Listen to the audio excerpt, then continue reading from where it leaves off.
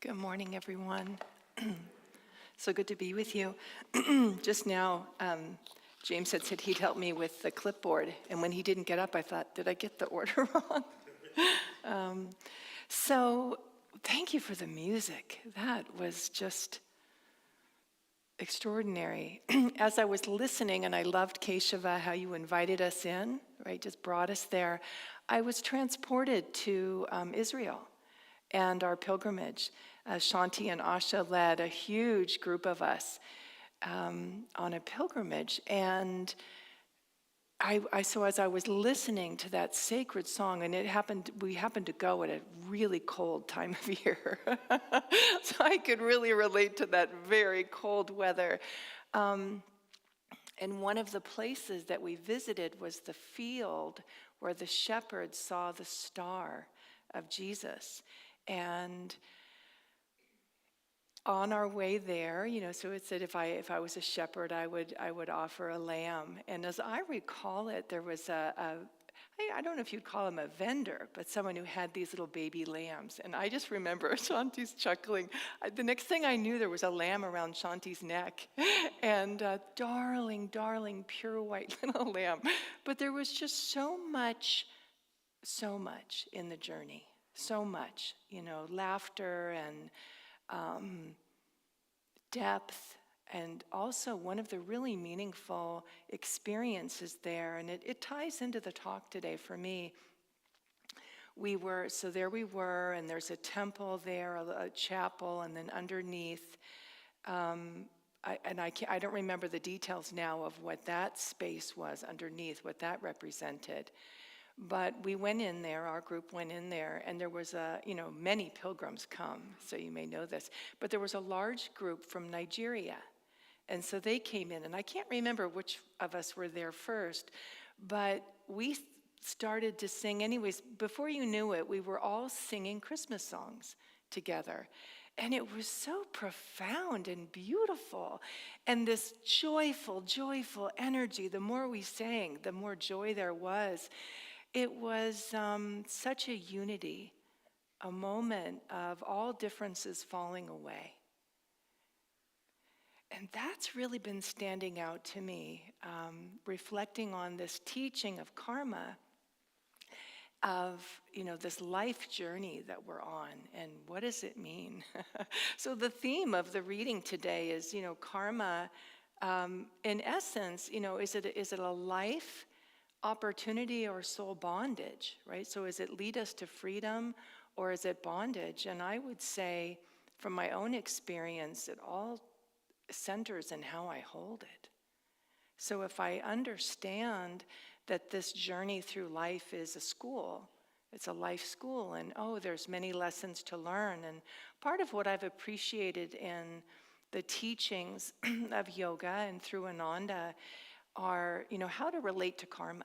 And so some of the things I've been reflecting on that I've learned is broad themes can be helpful. So, the details, as it says in the reading, the masters have a higher view. And so they can look. And I remember the first time being in a class with Jyotish, and someone was asking about karma. And he said, only a master can discern karma. It just takes a master to discern karma. If you don't at that level of mastery, but it doesn't mean we don't relate to karma or but don't try to figure it out. Like, does it mean this or this? Is this the reason?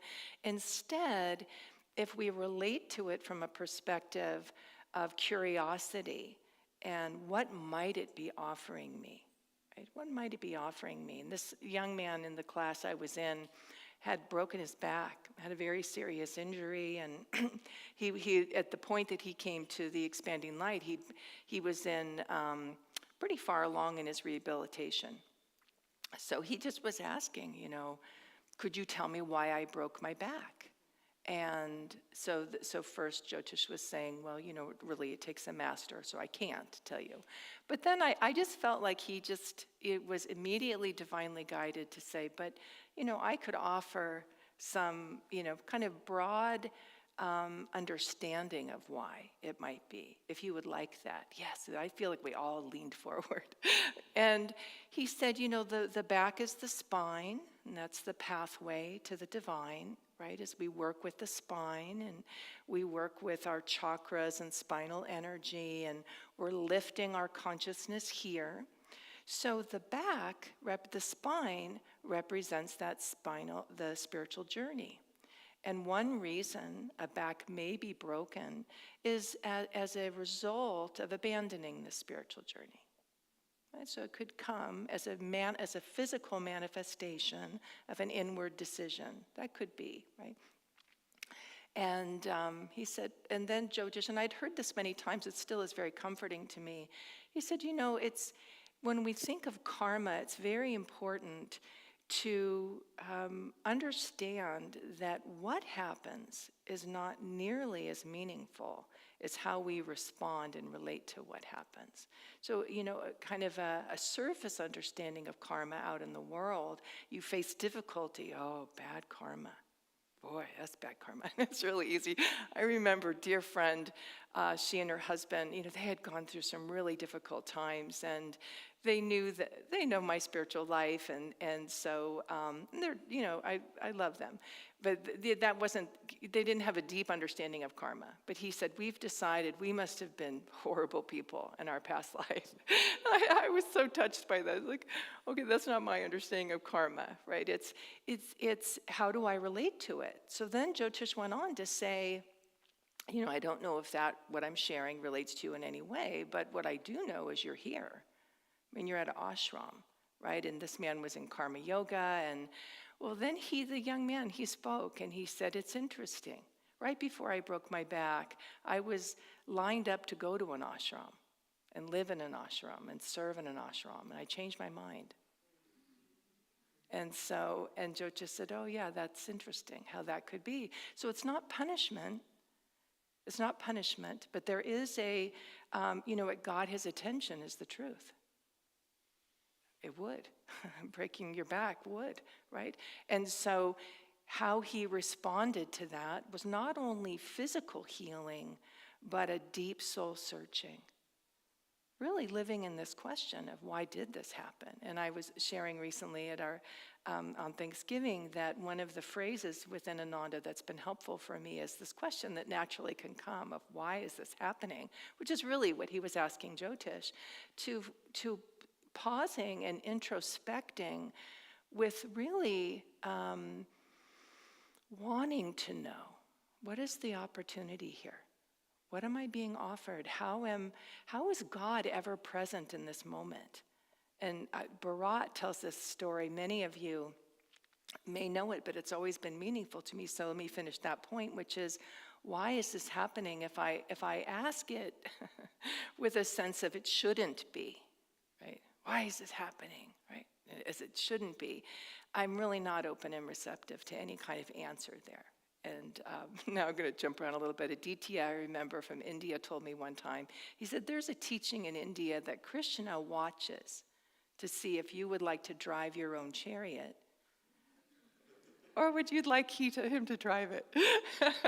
So, why is this happening? I'm not really asking Krishna, I'm not asking the divine, could you help me understand what it is I'm walking through, right? So, okay, we'll just wait.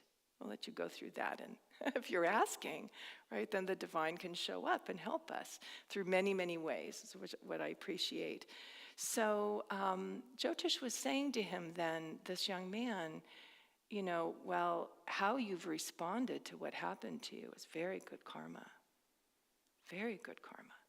To relate to our journey in life spiritually, to be ever seeking a deeper understanding, a higher superconscious understanding of how this can help us awaken.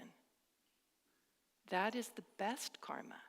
And, maybe in that conversation or other ones I've heard. But again, I would hear this in Ananda, and it really helped me that, often it's thought that winning the lotto would be great.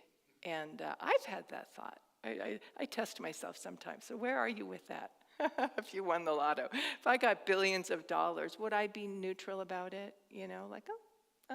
There's a teaching, a rock of clay or bar of gold. The saint, the yogi, sees both the same. I know that's the teaching. I don't know if I won billions of dollars, if I would just be completely like, I know what I would aim for. I would aim for relating in the highest way, not being pulled off into the delusion of how wonderful and exciting that is. So I was listening to a talk of Devi's about karma and reincarnation, and she said, we come in as these souls, and it's like we have a big roll of tickets for Disneyland. I think I'll do this, I think I'll do this, I think I'll do this. That sounds great. So it's okay. I mean, we're learning, we're growing, we're awakening, right? But then that sets in motion many things, many patterns. And part of karma, karma simply is pattern. It's a karmic pattern, an energy pattern that has been stored in the chakras and will be activated on a subconscious level without, it'll just run. Karma will just run. But if I can bring conscious awareness and super conscious awareness and be in a setting where I'm more likely to understand from a higher level, or like this young man, be in a place he could ask Jyotish, right, to say, could you help me? And I always, obviously I remember the story very well, the experience. It was meaningful for me. I felt like everyone in our group was really moved by his experience because it had been really difficult, and we knew that. And there was just this wave of comfort of always, do your best to listen more deeply for the deeper teaching and the opportunity and the gift. So I'll go back, I mentioned Bharat. Bharat has this metaphor of imagining Divine Mother carrying a gold platter, right? And I've heard it said slightly different ways, but the essence of it is a box covered in jewels, just shining and glistening, and the most beautiful gift you could imagine coming to you with love. This is for you. Right? I have this just for you. And that's our karma. That's our karma. And so it doesn't always feel like that. I was listening to, for me, I will just say, I was listening to a talk of Devarshi's, actually the audio book of Kriya Yoga. It's a beautiful book for anyone to read. And Devarshi was sharing, I had heard him share this story, but I just was recently re-listening to it, where he was in India. He was, excuse me. And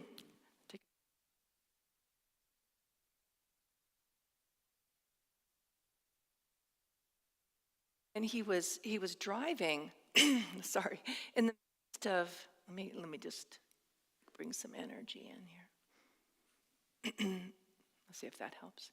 He was driving in traffic, and so he was at a particular stop, and there was a man who he could see just seemed like he'd gone through so many difficult challenges, physically, mentally, on every level, and it really touched Devarshi, right? It just moved him, and he had a moment where he got upset with Divine Mother. And he said, somewhat humorously, but also sincerely, what are you doing? He just inwardly said this prayer, like, this is your child. How could you let this happen to your child? And you have too many, right? And you can do something about that. Like, why do you have so many children? So he kind of had his moment, right? Of, I don't agree with this. This does not feel right to me. And I feel like you've checked out here. And that's not right. And he had a spiritual experience. The grace of divine, he could feel within himself an answer of Divine Mother, right? Like, I know my children, yeah, and I give every one of them exactly what they need, right? And he could feel, I am loving my child. I am loving my child and what they are going through. And Devarshi could feel a sense of karma, like, but so, he found great solace and peace, but then he also was saying, it's very important, even when we understand that, never to be cold in the face of suffering. Right? Never use the teaching in an insensitive way with others. Right? But always, because life can be really challenging and hard. There can be difficult things. that we face.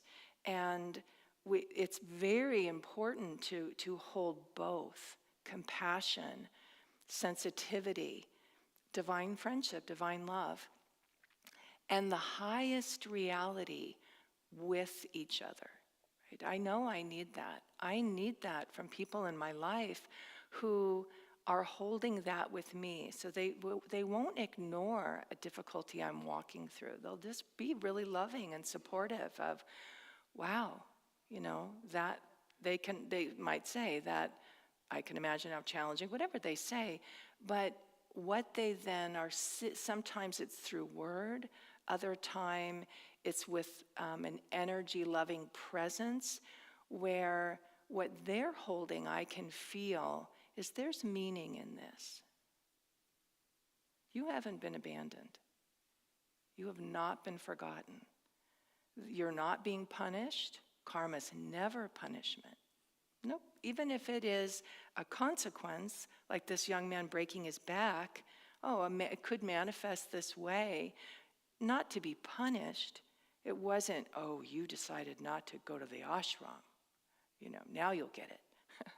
That is not it. It was just an actual manifesting, a break within him of his spiritual commitment. His destiny was to go to that ashram. He was ready for it. It was the right next choice for him. And and whatever it was, he just got swept up in something else. And it was saying, nope. And one of the things about karma is that as we awaken, as we evolve, it comes more quickly. Yeah, and but never to punish. Never to, it's never without meaning and purpose. I was listening to a talk of Swami's about karma, and what he was saying, I guess this was also Devarshi speaking now, if I recall, where Devarshi, he had a mountain climbing accident, and I was then thinking later of Keshava's beautiful story, right? And they both tie together, which is, so he, narrowly escaped death, but he was very seriously injured, Devarshi. And so Swami said to him, if you have the karma to die on a mountain, it would be good to stay away from mountains, right? It seems somewhat humorous, but he said, work on your magnetism. Because the more that you develop your spiritual magnetism, the karma will still play out, but it won't be as serious. It won't be as severe. So you'd have an injury, okay, because the energy still needs to unfold. But the more centered we are in the spine, the more centered we are in superconsciousness, in the Guru's grace, then, and that's what is said about the Guru's grace, is that we are protected, not necessarily from karma not happening, but the impact of it. And then Swami, one time I heard him say, and then even if the physical manifestation is quite dramatic and difficult, the protection is an inward protection because you're less moved by it, right? You're just much more centered. James was sharing with me when we gave the talk on Thanksgiving, and I appreciated what he shared. I was later saying that to him. And I also said, I thought it was wonderful you stopped right when you did, because you lost your train of thought and let us all know and paused for a moment and thought, yeah, I have, and so let's just end it. Vivekadevi's going to talk, and he just knew. And he said, it was interesting because I was very aware that from having been sick, that cognitively my mind just wasn't as clear, and it wasn't flowing, right? So, but he felt very calm about it, like, oh. So as he was speaking, he just knew, like, yeah, it's not all coming together as clearly and easily, and this deep sense of, but that's okay, right? And that, to me, is the blessing of spiritual practice, to be able to be more and more centered, more and more neutral, while fully engaged in this experience of life. So this is part of one of the teachings from Christ that also Master talks about, and Swami talks about, is the teaching that to be in the world, but not of the world. So it's not an escape. It's not like, oh, I'll be in my spiritual, I loved our chant today. I'll be in the castle of peace, right? So the storm around me and challenges and difficulty around me, but I will stay in the castle of peace. And I just can say for myself, sometimes I just feel like I'm either all the way in one or all the way in the other. And, how do I get that perfect middle place where I'm really present, I'm really honest and authentic about my experience, centered in the highest reality? And it's ongoing art, is what I will say. It's an ongoing journey. But I was reminded, and I want to share this. Some years ago, Sagar came, Nayaswami Sagar. He was brahmacharya at the time. And it might have even been on this exact talk, I'm not sure. But he was talking about life challenges and karma, and, he just had had enough. He decided, right? He was living in India at the time, and he was a monk, right? And thought, I've done as much as I can do in this, and I'm going to call it. I'm going to call it. So he wrote to Jaya, who was in charge of the monks at the time, and said, I'm just going to step out. So, and that's how he was presenting it. Like, thanks for everything, and I feel like I've gotten a lot from this. I'm going to step out. So Jaya wrote him the most wonderful letter that I'm going to read to you. He read to us, full of truth, wisdom, and humor. So Jaya wrote to him, and the title is The Yogananda School of Life, Graduate Division. So he was relating to Sagar in the graduate division, right? From the Office of Admissions.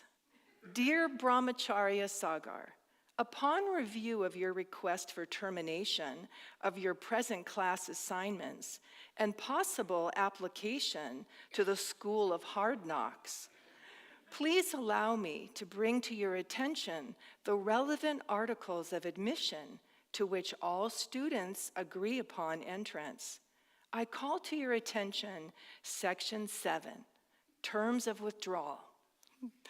Entry into the Yogananda School of Life is irrevocable. Students, upon entering the school, forfeit all rights of withdrawal. Students are allowed to remain in the school for as long as needed to attain their degree, but withdrawal is not permitted until graduation. As you know, some students take 1, 2, or even 3 days of Brahma to receive their degree, but serious students are encouraged to proceed at a more rapid pace. Regarding your possible request for transfer to the School of Hard Knocks, I advise against it. Students must make their own choices, but in review of your transcript, I note you are making good progress toward your degree and suspect such a transfer will only lead to delay. Be advised that the School of Hard Knocks is exceedingly crowded at the moment. And although the dean of the school will undoubtedly make space for you, former students of my acquaintance report very slow progress, and living conditions are said to be substandard. If I remember correctly, I believe you too once took classes in that part of the campus, and I call this to your attention. As a counselor for the school and as someone with regard for your character, I encourage your steady progress and remind you of my availability by appointment should you wish to review your application in more detail. I will offer whatever assistance at my command. Please feel free to contact me at your convenience. Nayaswami Jaya, Guidance Counselor, Yogananda School of Life. Says it all. Sagar decided to stay. And that was the beautiful message. We will learn, right? But if I set the intention to surround myself in a very elevated, beautiful, blessed environment, the lessons will be easier. I'll progress more quickly. And there'll be a lot of love and laughter and grace along the way. Just leave it.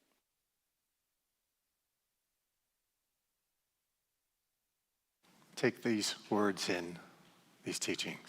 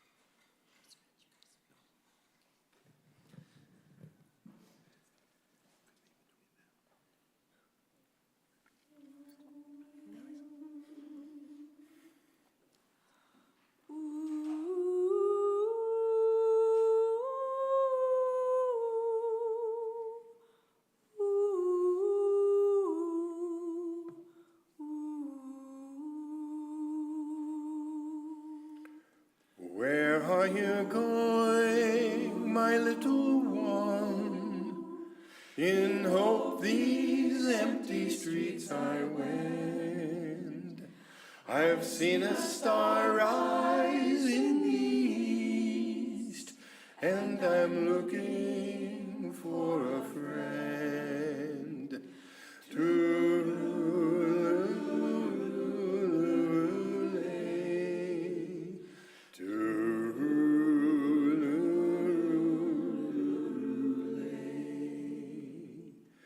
Where are you going, good shepherd folk?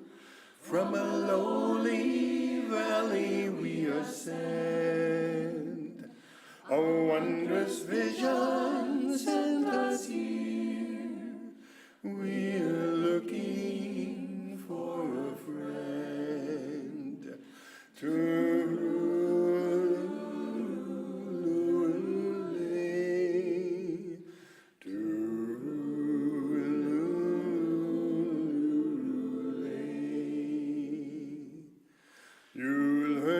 men, where are you going? Our soul's long journey we would end. Therefore we've come to Bethlehem. We are looking for a friend to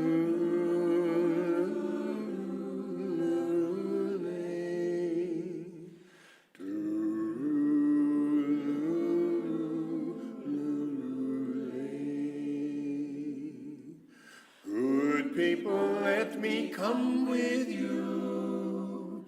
Perhaps he's just around this bend. But whether near or far, I too have been looking for a friend to